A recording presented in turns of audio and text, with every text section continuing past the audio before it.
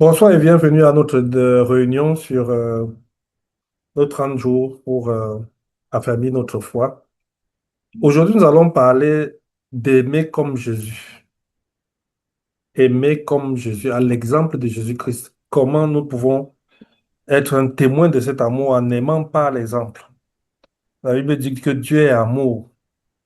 Connaître Dieu, le rencontrer, c'est rencontrer l'amour, puisque Dieu est amour. L'amour est parfait, l'amour agapé. L'amour insondable dont Dieu nous aime. C'est de ça que nous allons parler aujourd'hui. Dieu nous demande d'aimer les autres à notre tour, car son amour est la force révolutionnaire qui peut attirer les hommes à Jésus-Christ.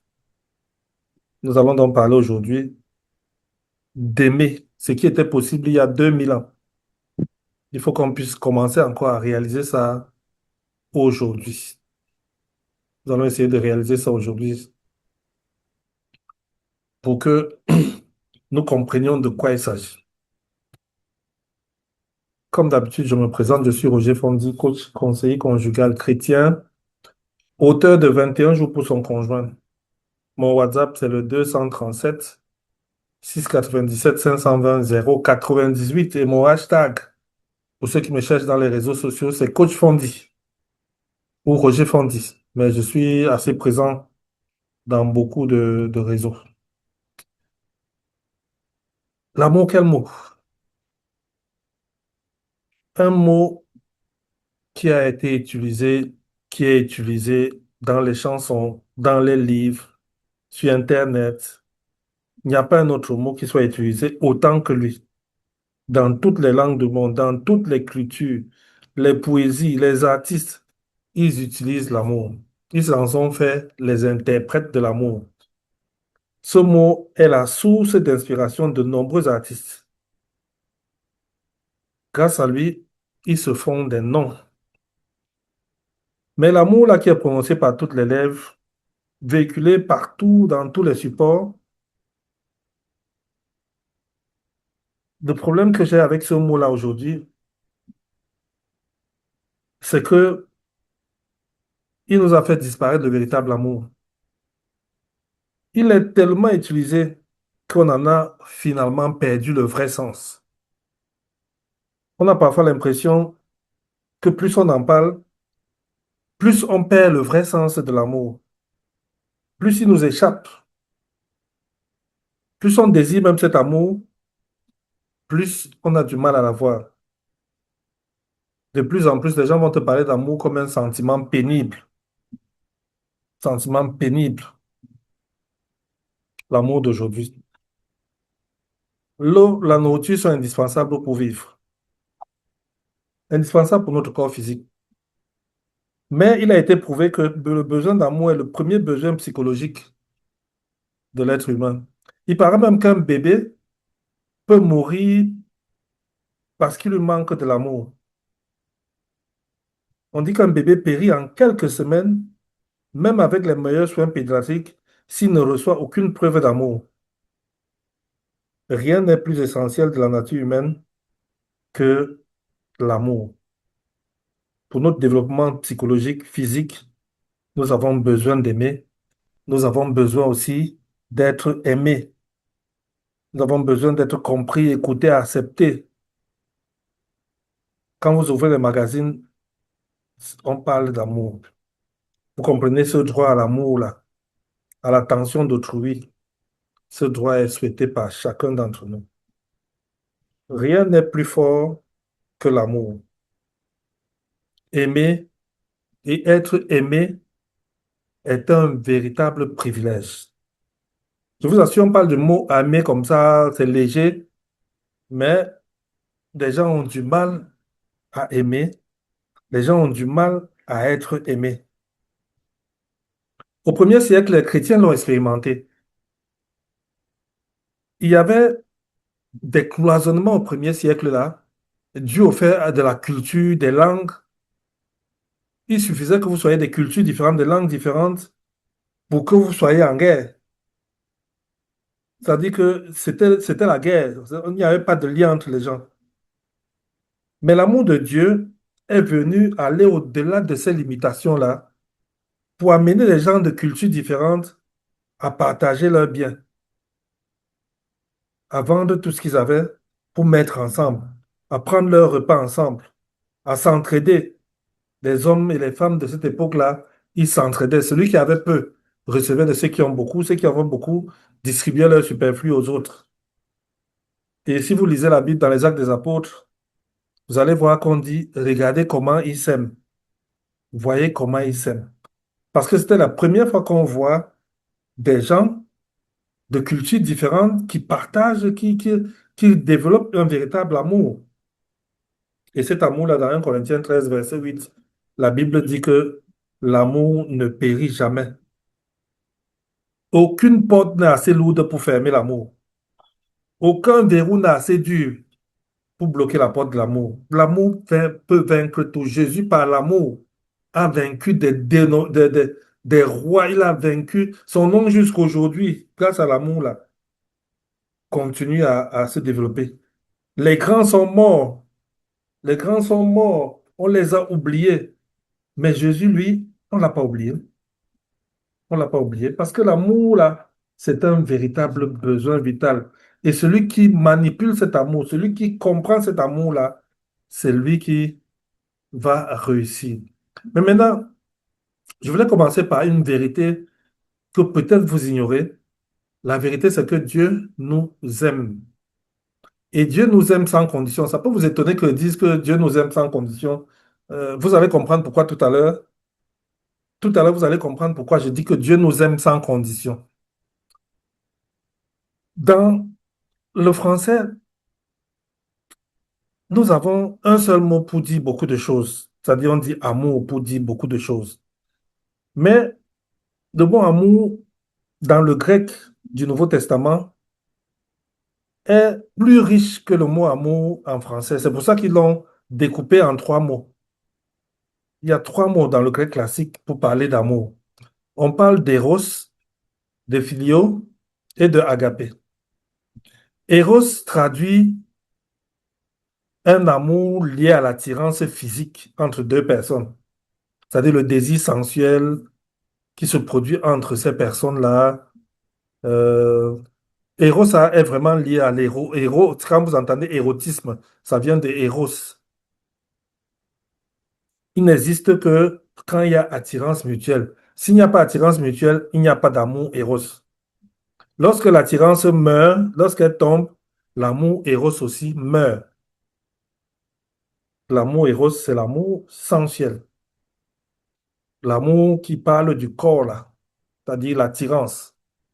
D'autres m'attirent par son physique, par son sourire, par ses attitudes. C'est ça l'amour Eros, le cœur qui bat pour des désirs charnels.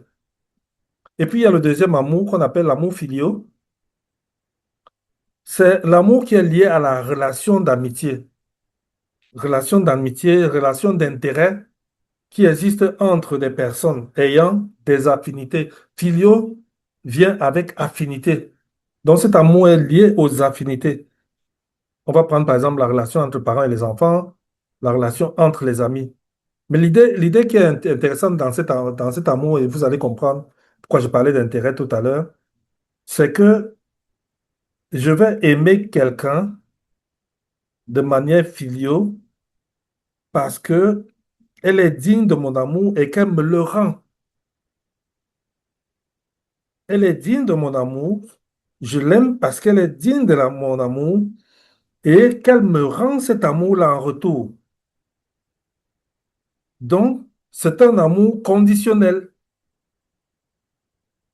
Je l'aime si... Donc, l'amour filial est un amour qui est basé sur des conditions. C'est un amour extrêmement fragile. C'est l'amour qui est même répandu maintenant. Dès que les si s'arrêtent, l'amour aussi s'arrête. Dès que les conditions de cet amour-là, la réciprocité, l'intérêt s'arrêtent, l'amour filial aussi s'arrête. Et puis, il y a un troisième amour, et maintenant on comprend mieux. Parce que dans l'amour filial, dès que je suis déçu, la personne ne remplit plus toutes les conditions attendues, donc l'amour s'arrête là. Notre amitié se brise, la relation est brisée. L'amour agapé, par contre, c'est ce que je vais appeler l'amour divin, qui n'est pas conditionné. Vous avez vu, l'amour éros est conditionné par l'attirance physique, sensuelle. L'amour filial est lié à l'affinité liée aux intérêts, c'est-à-dire le retour que je peux avoir de l'autre. Mais l'amour agapé, lui, c'est un amour qu'on va dire surnaturel. Il est profond et élevé en même temps, plus élevé que les deux autres. Il ne vient pas d'affinité, il vient d'un simple acte de volonté.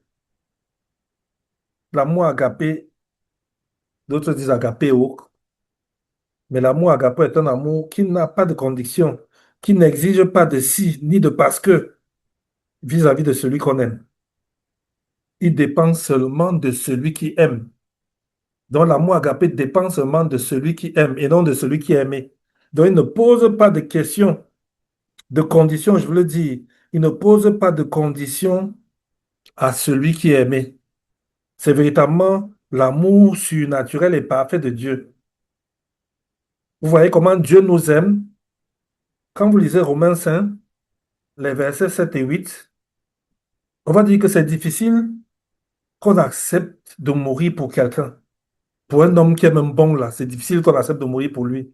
Mais Dieu prouve son amour en ce que Christ est mort pour nous pendant que nous étions encore pécheurs. Donc nous n'avions même pas les conditions d'élection pour qu'il meure pour nous, mais il est mort pour nous quand même, sans condition, pendant que nous étions encore pécheurs. C'est cette qualité d'amour surnaturel que Jésus veut aujourd'hui produire au travers de chacun d'entre nous. Par son esprit, il veut que tout être vivant qui nous entoure soit aimé de cet amour agapé. Et c'est ça, pour ça que je vous ai dit tout à l'heure, que l'amour de Dieu est un amour sans condition. C'est l'amour agapé. Avant son arrestation, Jésus parlant à ses disciples, leur dévoile un enseignement essentiel, de plus grand enseignement. Il leur dit ceci, aimez-vous les uns les autres. Et il leur dit, il faut que vous vous aimez comme moi je vous ai aimé. Jean 13, le verset 34. Il faut que vous vous aimez comme je vous ai aimé. Lui nous a aimés pendant que nous étions des pauvres pécheurs. Il nous a aimés. Il est venu vers nous. Il est mort. Le voilà qui va mourir pour nous. Il dit, aimons-nous les uns les autres comme lui, il nous a aimés. Si on prend le temps de réfléchir sur ce commandement de Jésus, parce que ce commandement-là, il s'adresse principalement à nous, on va se demander de quelle sorte d'amour Jésus s'attend à ce que nous nous aimons. Je suis sûr que vous savez que ce n'est pas l'amour héros que Jésus attend que nous ayons entre nos disciples, que ce n'est pas l'amour filial basé sur les intérêts, mais que c'est l'amour agapé, l'amour du Père. C'est cet amour-là que Dieu veut que nous ayons. Et c'est cette qualité d'amour que Dieu aime. Un amour inconditionnel, mais surtout, et c'est important à le noter, c'est un amour qui est surnaturel. Tu es incapable de développer cet amour par toi-même. On le verra tout à l'heure. C'est un amour qui ne vient que de Dieu. Et Dieu ne peut pas nous demander de faire quelque chose dont nous n'aurons pas les moyens de faire. Quand Dieu nous demande de faire quelque chose, il nous donne les capacités. Il nous donne les capacités. Il nous donne des grandes capacités pour pouvoir réaliser ce qu'il veut que nous fassions. Donc, la volonté de Dieu, c'est que nous nous aimons. Parce que lui, il nous aime. Jésus nous aime. Dieu nous aime. Et je voudrais qu'on lise ensemble, je ne sais pas si vous avez vos Bibles à côté, mais vous pourrez lire ça dans le replay. 1 Corinthiens 13, les versets 4 à 8. Ou alors, commençons par le début. Si on prend d'abord 1 Corinthiens 13, les versets 1 à 3, nous allons voir que l'amour est important. Dieu essaie de nous expliquer que l'amour est tellement important que il dit que tu peux parler en langue, tu peux chasser les démons, tu peux même parler la langue des anges si tu veux. Mais si tu n'as pas d'amour, si tu n'as pas l'amour, ton discours ne vaut rien. Ce n'est qu'un tambour qui fait du bruit. Voilà ce que Jésus dit. Des gens qui ont déjà la capacité de faire des grandes choses, mais si elles n'ont pas l'amour, ça ne valent rien du tout. C'est ce que lui veut nous faire comprendre. Si je n'ai pas l'amour, je ne suis rien. L'amour dont on parle, je répète encore, c'est l'amour agapé. Ce n'est pas l'amour filio, ce n'est pas l'amour éros. L'amour agapé est bien décrit dans 1 Corinthiens 13, les versets 4 à 8. On dit que l'amour agapé est patient, patient. Il sait attendre. L'amour agapé est bon. Il sait être bon envers les gens. L'amour agapé n'est pas envieux. L'amour agapé n'est pas envieux. Il ne se vante pas. Il n'est pas orgueilleux. Il ne fait rien d'honteux. Il n'est pas égoïste. Il ne s'irrite pas. Il n'a pas de rancune. Il ne se réjouit pas du mal des autres. J'entends souvent les gens prier dans les églises là, pour que les gens aient le mal. Ils prient pour le mal, pour que Dieu fasse du mal aux gens. Non. L'amour là ne cherche pas. Il ne se réjouit pas du mal des autres, mais il se réjouit de la vérité. Cet amour-là sait supporter tout. Il sait être constant. Il sait espérer. Voilà comment l'amour-là est défini. On dit que cet amour-là est éternel. C'est-à-dire que quand nous méditons la parole de Dieu, nous devons nous rappeler que Dieu nous a dit que l'amour de 1 Corinthiens 13, l'amour agapé, est un amour éternel. Donc ça ne s'arrête pas un moment, même si je ne le ressens pas, parce que ce n'est pas une affaire de sentir. Même si je ne le ressens pas, Dieu veut que j'expérimente cet amour-là. Même si je suis dans les conditions les plus difficiles, Dieu veut que j'expérimente ça. Parce qu'il dit que cet amour-là, même sa parole va s'arrêter un jour. Même le don de parler en langue va s'arrêter un jour. Même la connaissance va disparaître. Mais trois choses vont demeurer. La foi, l'espérance et l'amour. Et la plus grande des trois, c'est l'amour. Donc Dieu nous dit que ne jouez pas avec l'amour. Dans 1 Corinthiens 14, verset 1, il dit, cherchez avant tout à recevoir l'amour. Donc, je voulais vraiment insister dessus pour nous dire que, au cas où vous auriez des doutes dessus, sachez que Dieu nous aime. Dieu nous aime. Et Dieu nous aime, je l'ai expliqué tout à l'heure, il nous aime sans condition, sans aucune condition. C'est la plus grande des joies que chacun de nous devra avoir, de savoir que Dieu nous aime. Il nous aime et ce n'est pas petit. Parce que si on te disait aujourd'hui que Paul Biya t'aime, je suis sûr que ta vie serait secouée un peu. Mais Dieu qui est au-dessus de... La Bible nous dit que Dieu aime. Dieu nous aime. Mais la plupart d'entre nous avons une souffrance que nous avons souvent. C'est que quand on s'est éloigné de Dieu, on commence à avoir peur de cet amour-là. On se dit peut-être Dieu ne nous aime plus.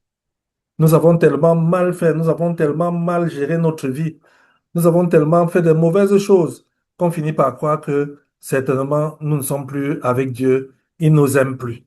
Mais la bonne nouvelle que je veux t'annoncer aujourd'hui, c'est que quel que soit ce que tu as fait, Dieu t'attend. Dieu t'attend. C'est un amour qui t'attend. Si vous connaissez l'affaire du fils prodigue, l'affaire du fils prodigue, si c'est un père avec deux fils, un homme riche, hein, il avait beaucoup d'argent, et à un moment, un des fils a commencé, si vous voulez lire ça, vous allez lire dans Luc, le livre de Luc, hein, au chapitre 15. À un moment, un des fils a commencé à trouver que c'est trop contraignant de vivre là-bas à la maison. Il a commencé à trouver que, mais comment? Moi aussi, je veux aussi me réjouir, je veux m'amuser. C'était le plus jeune. Être sous tutelle de son père ou de son frère aîné l'embêtait. Il a dit à son père, papa, donne-moi ma part d'héritage. Moi, je veux aller vivre ma vie ailleurs. Je veux aller me battre dans un autre pays. Je veux me développer là-bas et tout. Et c'est comme ça que le petit, le père lui donne sa part d'héritage.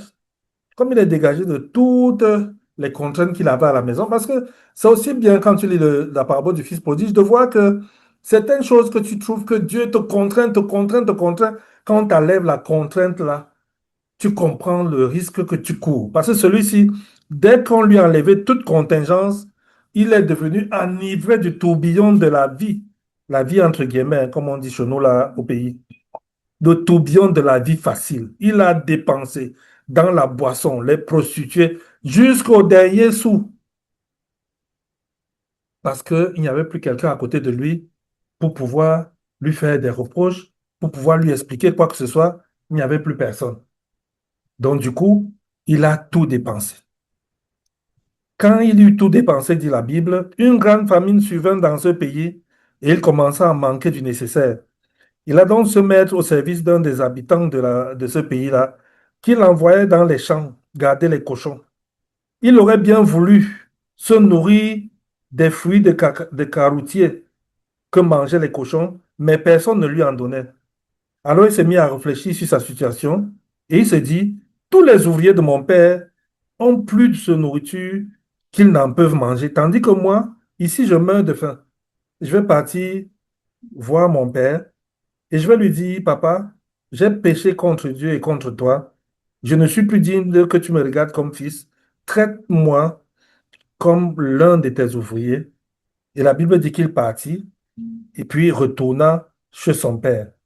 Et la Bible dit que tandis qu'il était encore loin, loin de la maison, son père le vit et eut une profonde pitié, eut couru à sa rencontre, le serra contre lui et l'embrassa.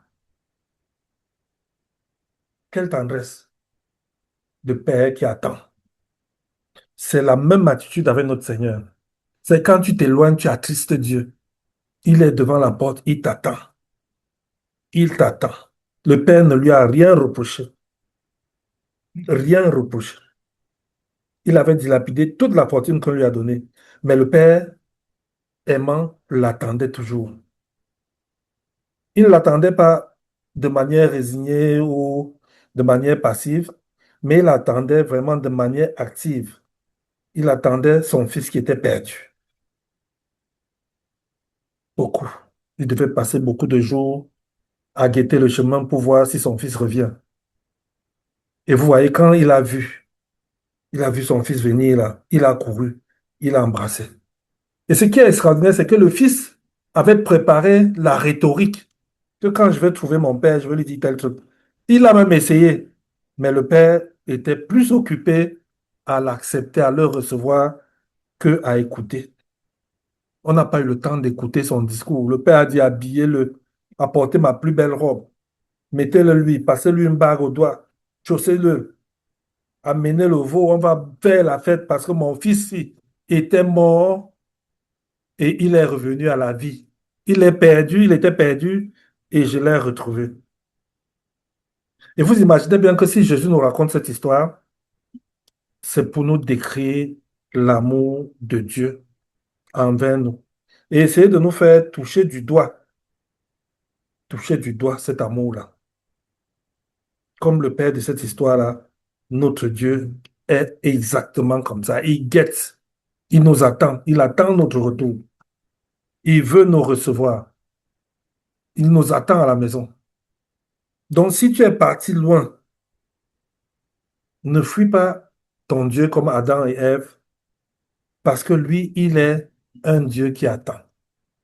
Il n'est pas un Dieu qui est là pour sanctionner, pour frapper. Ce n'est pas ça le rôle de notre Dieu. Notre Dieu est là pour toi.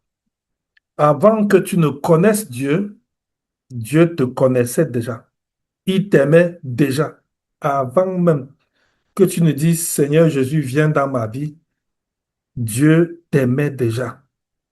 Il t'aime et il t'aimera toujours. Même si tu t'égares loin de lui, son amour ne diminue pas pour toi. Son amour ne diminue pas pour toi. Et c'est important que tu l'intègres, que Papa God, il est là et il t'attend. S'il y a des choses que tu as faites et tu as l'impression qu'il n'est plus à ton service dans le sens de te gérer, Sache que ton père, on va me dire qu'il souffre de ton absence. Il est là, assis, regarde à l'horizon. Mon fils reviendra-t-il? Dans mon village, on dit que Dieu ferme la porte avec la paille. Ces portes sont en paille.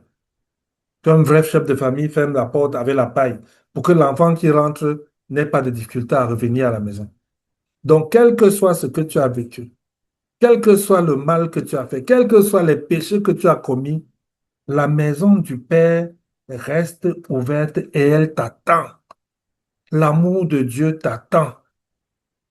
Cet amour agapé là, cet amour-là t'attend. C'est important que tu le comprennes.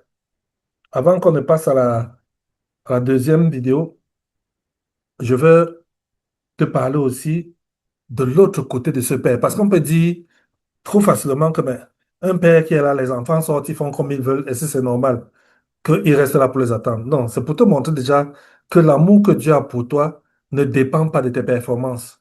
Il t'a déjà aimé avant même que tu commences à te mouvoir. Donc, son amour ne dépend pas de tes performances. Mais c'est important aussi de comprendre que Dieu reprend. La Bible dit qu'il reprend ceux qu'il aime. Dieu nous aime. Et Dieu nous dit que il n'y a pas de crainte dans l'amour. Tu n'as pas besoin d'avoir peur de Dieu. Parce que l'amour parfait de Dieu bannit la crainte. L'amour de Dieu bannit la crainte. Dieu veut que tu lui fasses confiance. Que même quand il te reprend en bon père. Un enfant qui n'est pas sanctionné par son père, un enfant qui n'est pas puni par son père, ne peut pas se sentir enfant de la maison. Imaginez que vous êtes chez vos parents et que vos parents punissent tout le monde sauf vous. Ils punissent tout le monde sauf vous. L'autre fait une faute, on le corrige, mais vous, on ne vous corrige jamais. Vous ne pouvez pas vous sentir enfant.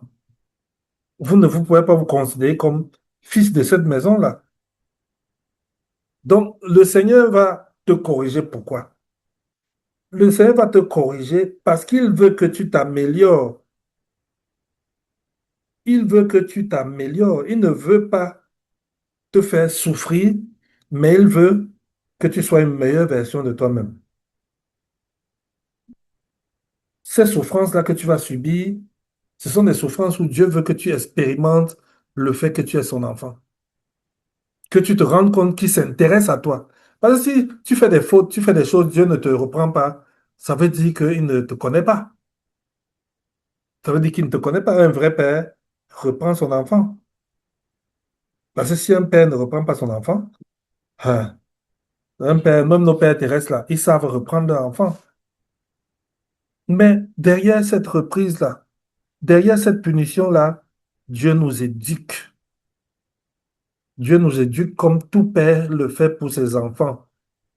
Dieu ne cherche pas à nous punir pour nous faire payer nos bêtises. Non, il n'applique pas envers nous la loi du talion. Non, Dieu veut que nous nous améliorons. Il veut nous redresser, pas nous sanctionner dans le sens de il faut qu'il ait mal parce que j'ai eu mal dans ce qu'il a fait. Non, Dieu préfère nous reprendre avant que nous ne soyons emportés par la folie de ce monde. Il préfère nous reprendre. Il préfère nous préserver du mal, de la chute. Et c'est pour ça que il va nous reprendre. Il préfère nous avertir avant qu'il ne soit trop tard. Mais ce Dieu-là, lui, ne change pas. Dieu ne change pas. Il est resté le même. La Bible dit dans 1 Corinthiens, qui nous séparera, non, c'est dans le livre de Romains, Romains 8 même, hein, qui nous séparera de l'amour de Dieu manifesté en Jésus-Christ? Qui nous séparera? Ça veut dire que même quand il te reprend, tu restes son fils bien-aimé. Et ce qui est même plus grave, c'est qu'il te défend même quand tu fais des bêtises. Il dit que si son serviteur tombe cette fois, lui va le relever. Ça veut dire que si quelqu'un d'autre essaye même, il saura que tu es enfant de Dieu. Même dans tes mauvaises postures, le Seigneur n'arrête pas de t'aimer, il n'arrête pas d'être ton protecteur. Et rien ne peut nous séparer de l'amour de Dieu, ni la mort, ni la vie, ni les anges, ni les autres autorités, ni les puissances célestes, ni le présent, ni l'avenir, ni les forces d'en haut, ni les forces d'en bas, ni aucune autre chose créée. Rien ne peut nous séparer de l'amour que Dieu nous a manifesté en Jésus-Christ notre Seigneur. C'est important que tu commences à intégrer ça, que cet amour-là que tu as reçu, la manifestation, parce que tu as aimé même avant.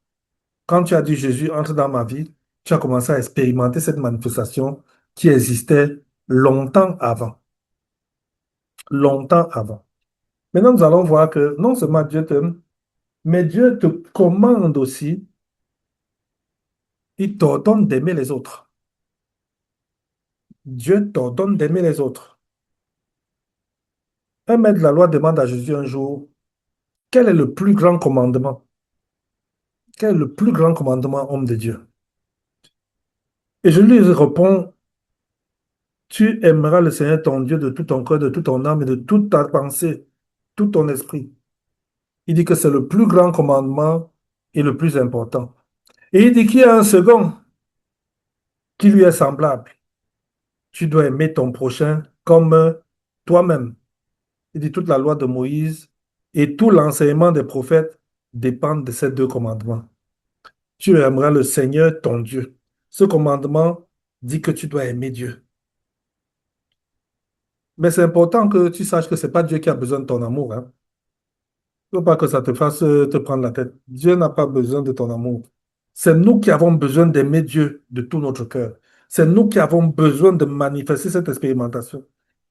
C'est nous qui avons besoin. Lorsque Dieu nous demande de l'aimer et d'aimer notre prochain comme nous-mêmes, ce n'est pas lui qu'il cherche à satisfaire.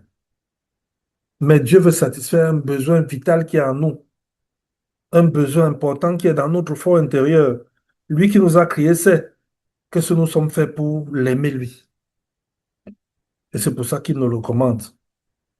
Et parfois, les gens demandent, comment on va donc aimer ce Dieu-là? Et on verra ça ici. Comment l'aimer? Tout d'abord, on va l'aimer par la foi, par le Saint-Esprit. On va l'aimer par le Saint-Esprit. Et puis, Dieu nous dit que lui nous a aimés en premier. Il nous a aimés le premier. Son amour a été démontré en premier lieu. Donc, l'aimer Dieu est le premier commandement. Je suis en train de calculer les minutes là. Peut-être que je vais arrêter pour reprendre. Non, laissons que ça s'arrête seul.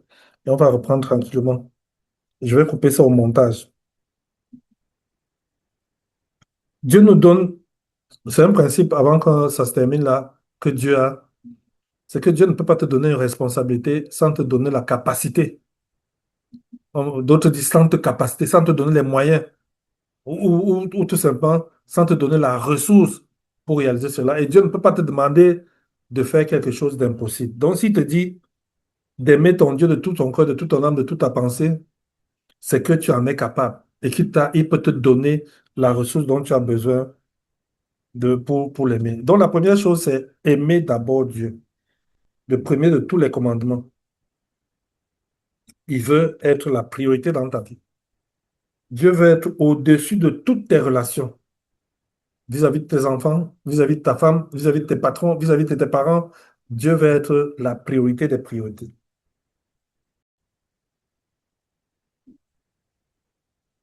Aimer Dieu, le premier pas, c'est le premier. Aimer Dieu le premier.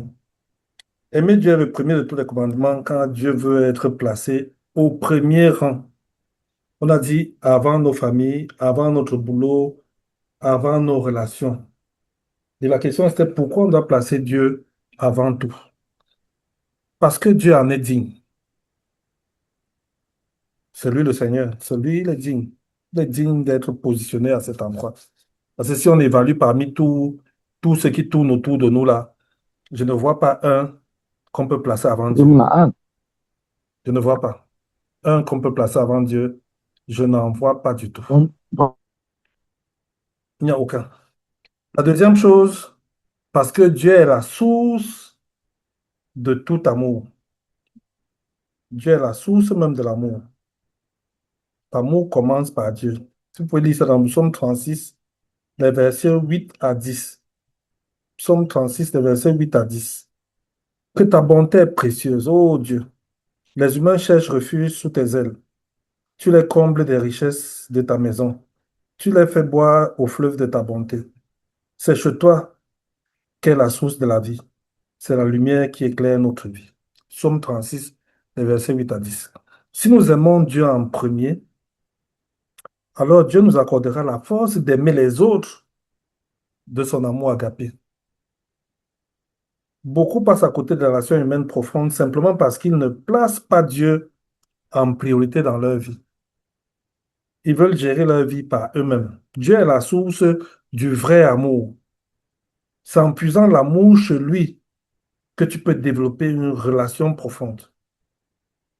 Tu développes une bonne relation d'abord avec Dieu, puissante, profonde, et tu retires de lui la source dont tu as besoin pour aller aimer les autres. On dira même que tu laisses Dieu, au travers de toi, aimer les autres.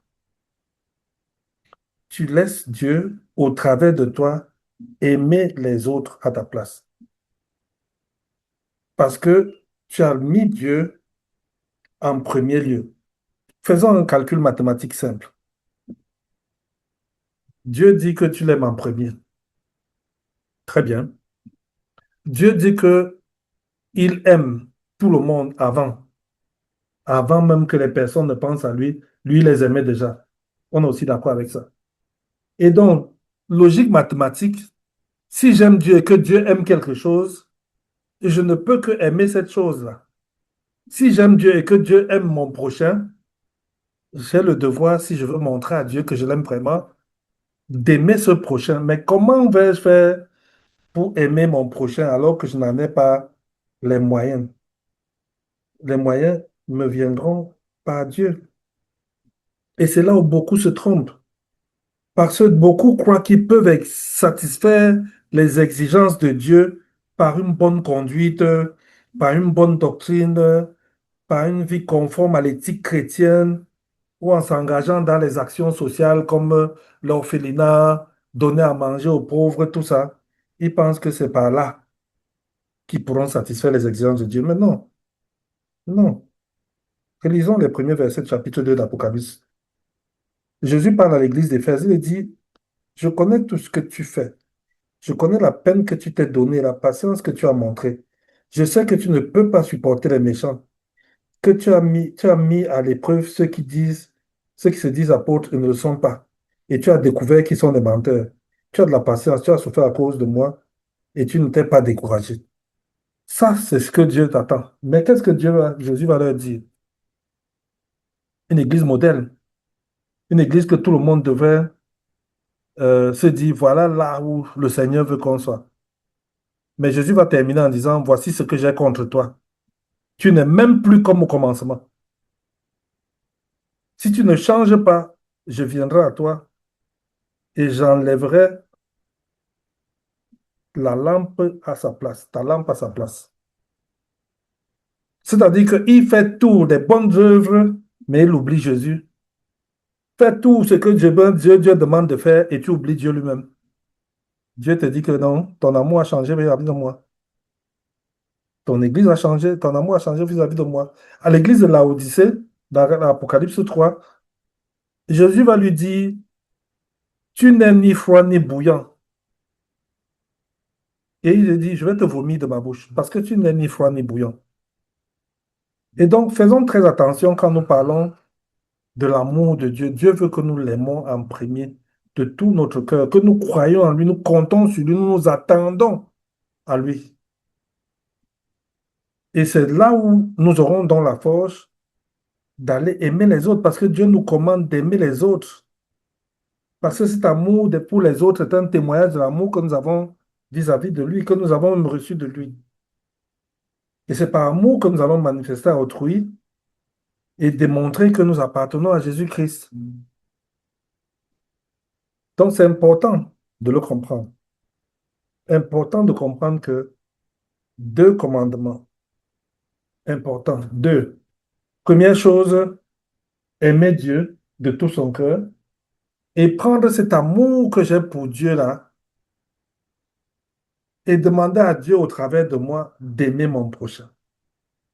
C'est-à-dire reconnaître que je ne suis pas capable, par ma force naturelle, d'aimer mon prochain. Je demande donc à Dieu, toi, viens au travers de moi aimer ce prochain-là. Parce que toi, tu aimes mon prochain. Tu aimes tous les hommes. Donc, au travers de moi, manifeste cet amour vis-à-vis de mon prochain. Et parmi les prochains, là, il y a les ennemis. Comment je vais aimer les ennemis? Un amour difficile. La Bible dit, aimez vos ennemis. Aimer est à l'impératif. Aimez vos ennemis et priez pour ceux qui vous persécutent. Dans la méthode OIA, on va dire que c'est un ordre parce que c'est écrit à l'impératif. Donc, ce n'est pas, Dieu n'est pas en train de dire que si tu peux, aimer ton ennemi, quand c'est possible, prie pour lui. Non, c'est un ordre, c'est une instruction. Ça veut dire que si tu ne le fais pas, tu pêches. La vérité, c'est que ce n'est pas évident. Ce n'est pas évident d'aimer son ennemi. Le docteur Kim Dong parle ici de Corée du Sud. Il était allé prêcher l'évangile aux soldats communistes et ils les ont abattus, lui et sa femme. Ils les ont abattus, ils les ont laissés pour morts, mais lui n'était pas mort. Donc, il a pu se relever. Et quelque temps après, Dieu lui met à cœur un ordre clair, précis, de gens qui ne peuvent pas résister. Il lui a dit, va vers tes bourreaux, va leur parler de moi. Le gars est reparti vers ses bourreaux. Il leur a annoncé la bonne nouvelle de Jésus-Christ. Il a dit, entre autres, que Dieu les aime et que lui-même, il leur a pardonné ce qui s'est passé et qu'il les aime. Que le meurtre de sa femme, il a pardonné. Et les soldats étaient tellement abasourdis par une telle attitude. Non seulement ils ne l'ont pas tué, mais plusieurs ont donné leur vie à Christ. Plusieurs ce jour ont donné leur vie à Christ. Et c'est ça la difficulté avec aimer ses ennemis. On verra tout à l'heure, en terminant, je vais terminer par un exercice là-dessus. Comment on peut arriver à aimer ses ennemis. Mais la Bible nous exhorte là-dessus, on verra comment faire ça. Ce n'est pas nous, par nos forces, que nous allons aimer nos ennemis, mais c'est le Seigneur qui va les aimer au travers de nous. Et la question qu'on peut se poser, c'est comment aimer un ennemi? Comment quelqu'un est mon ennemi et moi, je vais l'aimer comment? C'est un ordre que Dieu a donné, mais pratiquement, comment ça peut s'implémenter? Et je voudrais que tu saches que l'amour n'est pas un sentiment. Quand l'amour, on parle d'amour agapé, là, ce n'est pas une affaire de sentiment, c'est une décision. Ça dit que tu cherches le bien de ton ennemi sans toutefois approuver le mal qu'il te fait. Tu ne renonces pas, au cas où vous êtes au tribunal, par exemple, à la justice qui est en train de se passer, mais tu arrêtes de penser du mal de lui. Tu arrêtes de penser du mal de lui. Aimer ne signifie pas que tu te réconcilies avec lui. Se réconcilier avec lui, c'est une autre étape. Aimer ne veut pas dire que vous devenez des gens proches, des potes et tout ça. C'est pas ça que je dis. Aimer ne veut pas dire que tu vas faire comme si rien ne s'est passé, ou alors que tu t'exposes à nouveau pour qu'on te frappe encore. Ce n'est pas ce que la Bible enseigne. La Bible enseigne la réconciliation, c'est une autre étape. Mais ce qu'elle veut, c'est que tu apprennes à chercher le bien de cette personne qui te veut du mal et tu laisses le reste à Dieu. Dieu ne demande pas de sourire à ses ennemis. Ce n'est pas nécessaire, ce n'est pas indispensable. Si le sourire est hypocrite, Dieu ne nous exhorte pas à sombrer dans l'hypocrisie. Ce n'est pas la volonté de Dieu. Il y a deux choses qui peuvent être mauvaises. Le fait que ce sourire soit hypocrite ou alors le fait que le sourire sincère soit mal interprété. Dieu ne nous envoie pas au bûcher. Il nous demande d'aimer. On va voir tout à l'heure comment aimer de ces cinq niveaux-là. Mais Jésus nous dit, aime-toi toi-même. Et je ne peux pas terminer sans qu'on parle de ça. Aime-toi toi-même. Aime-toi toi-même. Aime-toi. Si tu es capable d'aimer ton ennemi, apprends à t'aimer. Il y a des gens qui se détestent. Il y a des gens qui ne s'approuvent pas. Il y a des gens qui ne s'aiment pas, qui ont l'impression, qui sont déçus par eux-mêmes. Le Seigneur dit, aime-toi. Dieu veut que tu apprennes à te tolérer. Ça signifie quoi? S'aimer soi-même. Est-ce que Jésus veut que nous soyons préoccupés par nous-mêmes, à chercher nos intérêts, nos plaisirs? Est-ce que ça contredit le fait d'aimer son prochain? Non, pas vraiment. Pas vraiment. Dieu parle ici d'un amour agapé, c'est-à-dire mon frère, ma sœur, un amour inconditionnel. Dieu veut que tu te tolères. Arrête de déprimer à cause de toi-même. Dieu veut que autant tu peux tolérer les autres, autant tu peux accepter les autres tels qu'ils sont, que tu apprennes dorénavant à t'accepter toi-même. À t'accepter toi-même. Tu ne seras pas capable d'aimer les autres si tu n'es pas capable de t'aimer de manière inconditionnelle. Tu n'as peut-être pas atteint les résultats que tu espérais atteindre. Dieu dit aime-toi. De la même façon que on ne peut pas dire qu'il a applaudi au fils prodigue, mais il a aimé. Et Dieu veut que tu t'aimes de cet amour-là. Jésus t'aime et t'accepte tel que tu es. Et toi, tu es plus dur encore envers toi-même. Jésus veut que tu t'acceptes tel que tu es, que tu tolères le fait que tu n'aies pas réussi à atteindre les capacités que tu espérais avoir et que tu t'aimes comme tu arrives à aimer d'autres. Mais nous savons tous que ça va être difficile par nos propres forces. C'est pour ça que nous sommes obligés de compter sur Dieu. Dieu est bon, Dieu est patient, Dieu pardonne. Tu dois être bon, tu dois être patient vis-à-vis de toi-même. Tu dois être capable de te pardonner toi-même. C'est important, c'est important.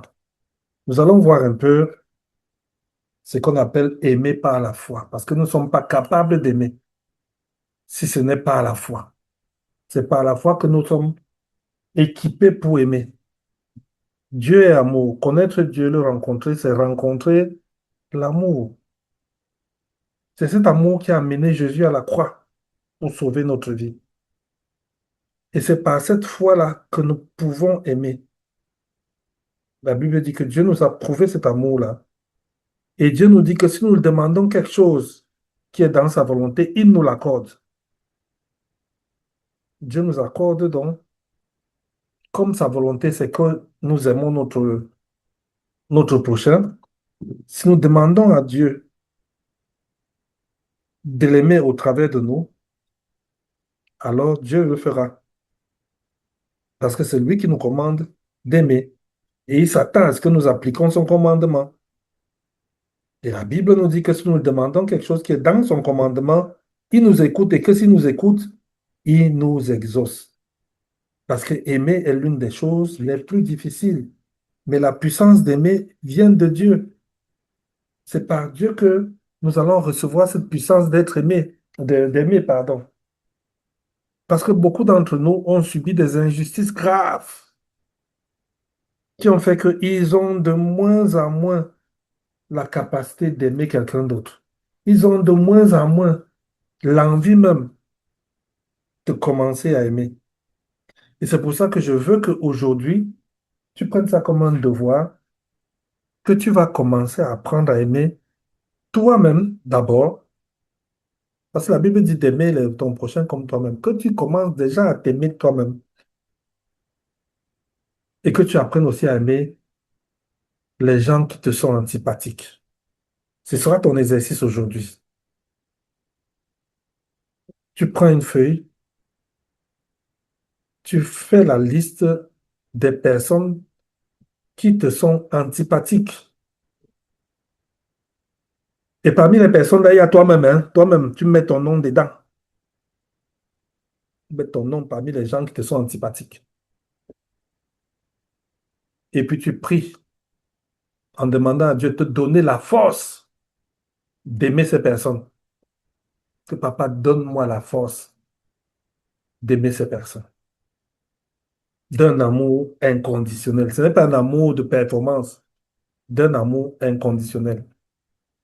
Et la prochaine fois où tu les rencontres, tu passes à l'action. C'est-à-dire que tu apprends à leur sourire. Nous avons dit que le sourire doit être le vrai. Tu apprends à être patient avec eux. Tu apprends à mesurer tes paroles avec eux. Et tu vas voir que tes relations vont être bouleversées. L'amour de Dieu qui est en toi va atteindre les gens qui t'entourent. Et la première personne qui va être atteinte, c'est toi-même. La Bible dit que le fruit de l'amour, le fruit de l'esprit, pardon, c'est l'amour.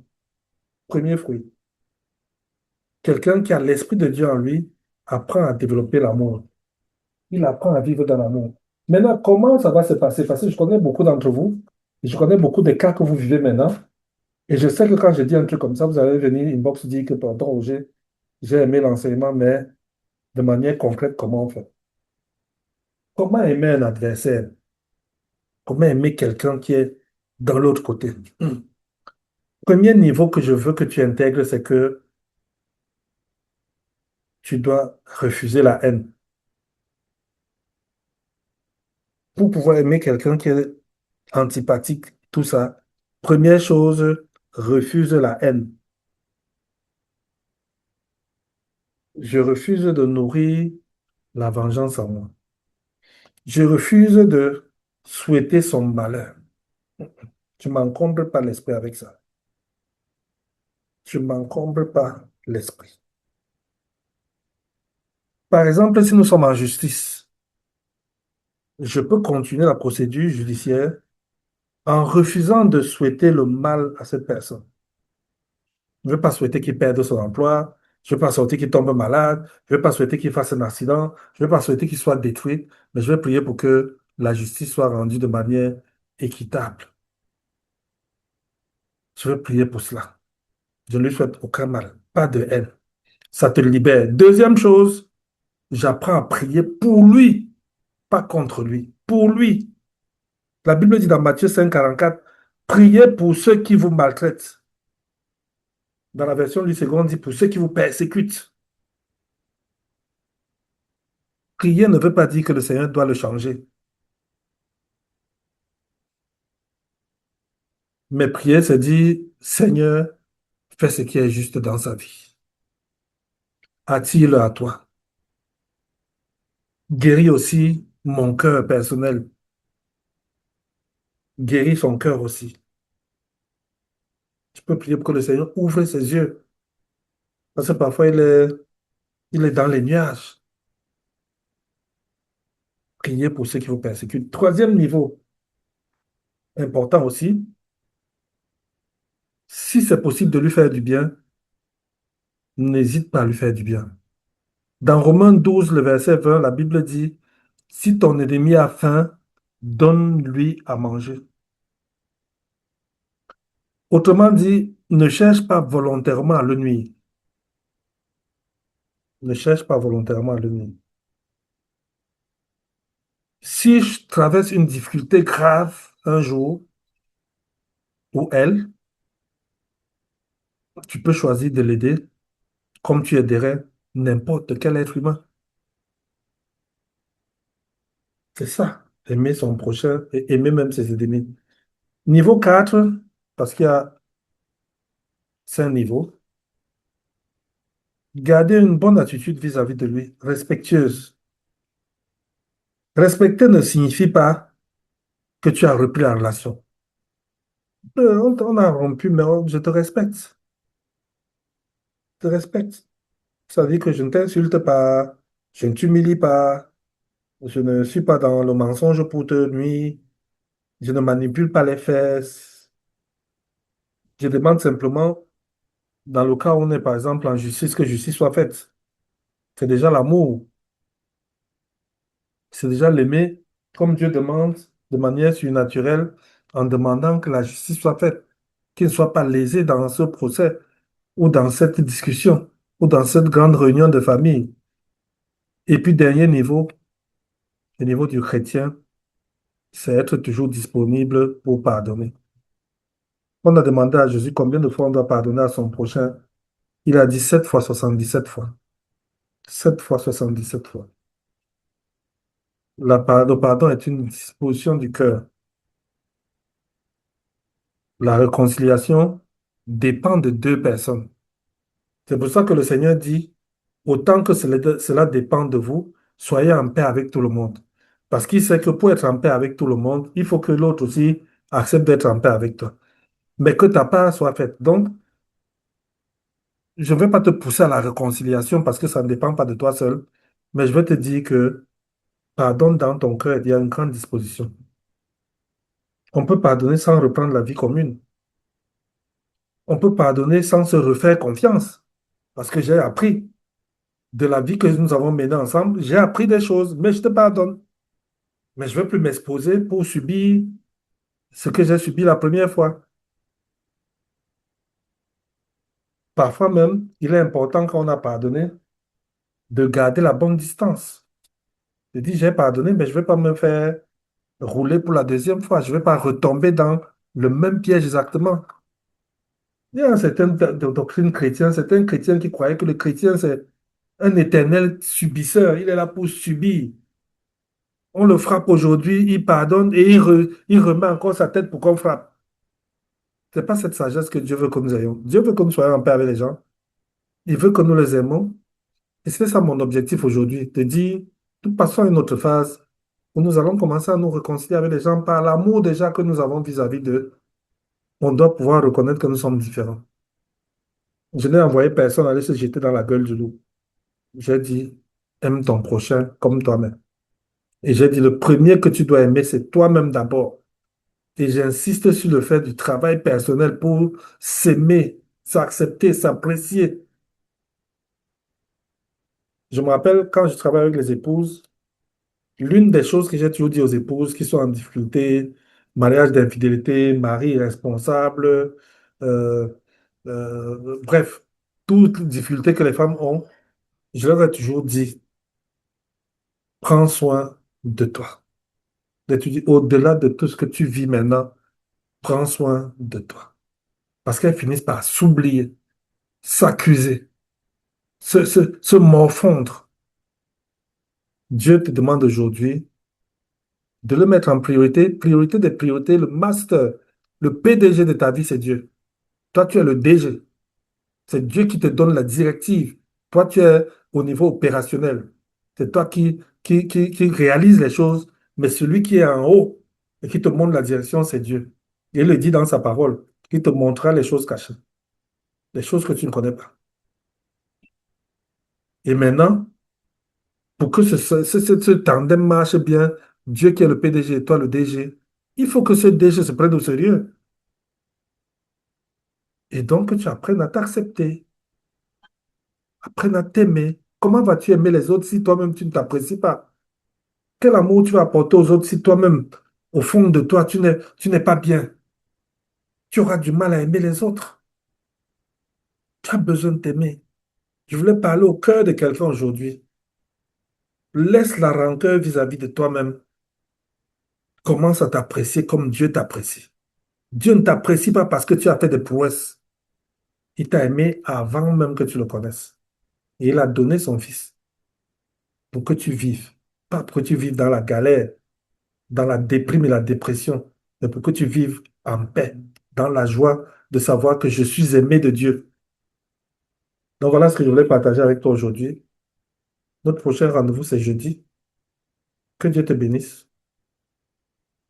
et qui t'aide à continuer à le mettre en priorité de tout.